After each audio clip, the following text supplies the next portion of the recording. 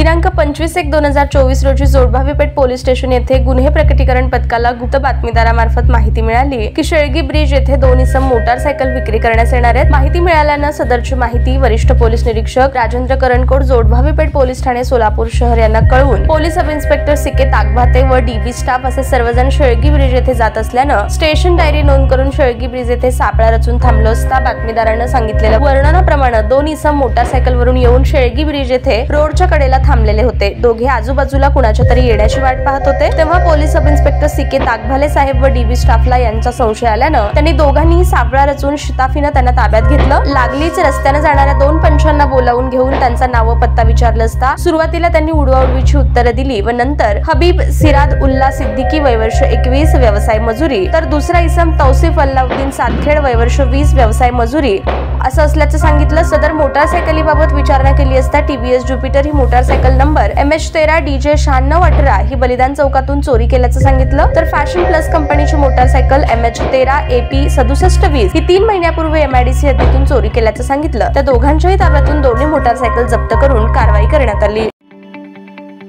ताज्या बातम्या पाहण्यासाठी प्राईम महाराष्ट्र न्यूज चॅनलला सबस्क्राइब करा।